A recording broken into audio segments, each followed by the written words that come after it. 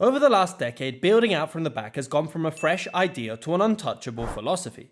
Coaches have built whole teams around this idea, and fans are told this is how modern football is supposed to look. But more and more, this belief is being tested. Every week, we see goals conceded in the most avoidable ways, all in the name of having a clear tactical identity and following the manager's philosophy at all costs. But does the amount of goals it leads to really justify the risks? Slowly, it seems as if more and more people are not convinced. Pundits, ex-players and fans are beginning to ask, does this actually work as well as we think? Because yes, when it's successful, it's beautiful free-flowing football. But when it doesn't, it's nearly always an instant goal-scoring opportunity for the opposition. In this video, we're going to be taking a look at how build-up became football's most dominant idea, and how it's now being blindly followed to the point where it might actually be doing more harm than good. Welcome back to Football Meta. The idea for this video came after seeing a lot of criticism towards Man United and goalkeeper Andre Onana, who was initially signed to help Man United become a more possession-oriented team. At the time, for many people, including myself, this was seen as an extremely important signing, replacing a goalkeeper like David De Gea, who, although was an unbelievable shot stopper, was prone to some mistakes when building out from the back. And Onana would help Man United become a more modern team and potentially compete with the best teams in England. In hindsight, it seems pretty hilarious to be saying that out loud, and it became very apparent very quickly that this was not the case. And Man United have continued to be plagued by issues during build-up and just plain bad goalkeeping. But this is an issue that goes well beyond Man United and Andre Onana, and a lot of teams are facing very similar problems. But is this solely down to the goalkeepers, or is it the managers who have been wrongly convinced that this is the best way to play football? The obsession with build-up play didn't come out of nowhere. It emerged as a simple tactical idea: control the ball in all areas of the pitch and you can control the game. It started initially as a way of dominating possession and countering aggressive high-pressing teams, dropping deeper in order to stretch the press and find space between the lines for your more offensive players to attack from. This was down to the fact that by using your goalkeeper as an outfield player, you will naturally have a man advantage, and by circulating possession, you could more easily free up a player further up the pitch. This might seem like a pretty small change, but it completely upended the transfer market, and the prices for great ball-playing centre-backs and goalkeepers started to skyrocket. In fact, this change meant it was these previously defensive-minded players who were now completing more passes than midfielders for the first time in football history. And naturally, it changed what being a goalkeeper or a centre-back meant, and it was no longer enough to just simply be a great defender. This idea of building out from the back slowly gained popularity, but it was a rule change in 2019 that completely changed the tactical landscape. And now, players could receive the ball inside the penalty area from goal kicks. It's safe to say that this led to a revolution in how teams looked to start their attacks. Centre-backs would start closer to the keeper. Managers started to experiment with different shapes in attack, and more automated passing sequences were being used to gain an advantage over the opponent, manipulating the spaces with calculated passes. It was an approach adopted and developed by a number of world-class managers, and it didn't take long before build-up play wasn't just a tactic, it was a philosophy, with managers placing their whole ideology on this concept. Managers like De Zerbi took the Premier League by storm with his use of a narrow double pivot and intricate ways of playing out from the back, and more managers with this ideology started to emerge. But when everyone starts doing the exact same thing, what happens when it stops working?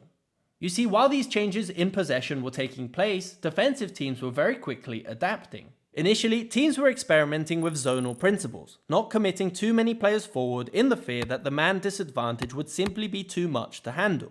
Then, teams started to be more aggressive, latching on to all midfielders and trying to force play into specific areas of the pitch. And now this more aggressive approach has completely taken over, and when watching any team building from the back, nearly all teams looking to press high up the pitch will adopt a man-oriented press. No matter the league, team or manager, if the defensive team is pressing from a goal kick, it is nearly always a man-oriented system.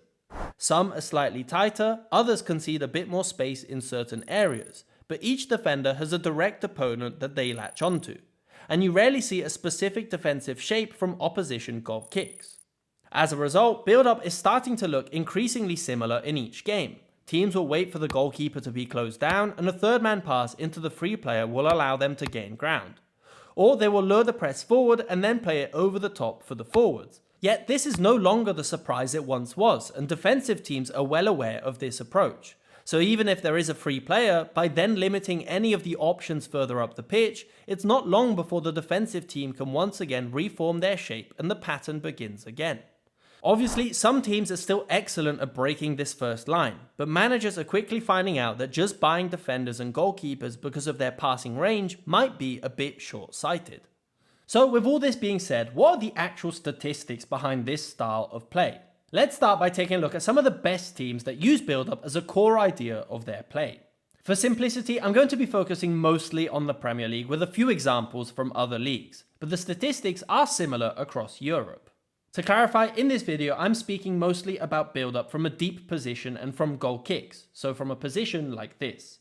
I'm not speaking about active build-up when the team is already set up in their offensive shape further up the pitch, as this is already a far less risky situation for the team to find themselves in. But it's interesting to understand how a team reaches this shape in the first place. The first example is Pep's Man City, arguably the reason why so many managers and teams want to use this philosophy. Whilst this has been one of their worst seasons under Guardiola, they are by far the most efficient from build-up, creating an XG of 5.03, and with a positive goal difference of 8, meaning they have scored 8 more goals than they've conceded starting from their own goal kicks. So it's evidence that with the right players, this system can definitely work. It's important to highlight that with the introduction of a player like Haaland, even though Man City will look to play the first few passes around the back, they are a much more direct team during build-up, and will look to go long more frequently than other managers using the same approach. Next up is a team like Barcelona. With Hansi Flick, they build from the back from 95% of goal kicks. We can see how play starts in the centre before moving out wide, mostly on the left flank. From these goal kicks, Barcelona have created an XG of 3.33, but have an expected goals against of 1.92. But if we look at their actual goal difference from their goal kicks, it's -1.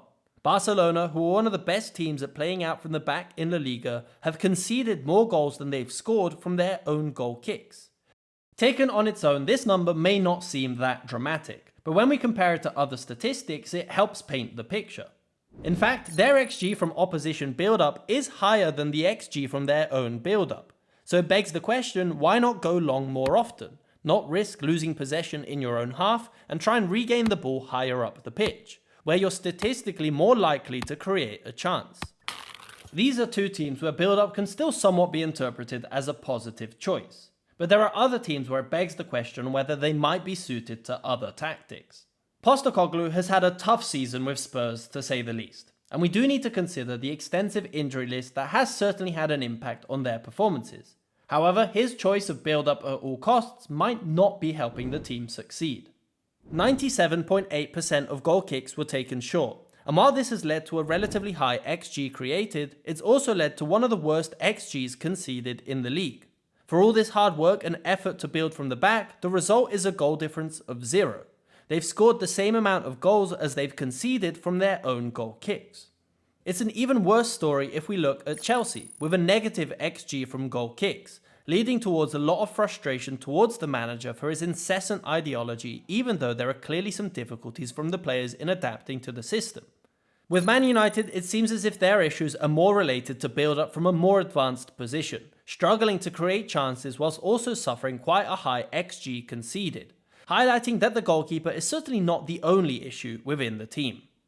Now, it's important to highlight that the objective of build-up is not solely to create goal-scoring opportunities, but it's also used to help the team control the game and create more dangerous shapes further up the pitch.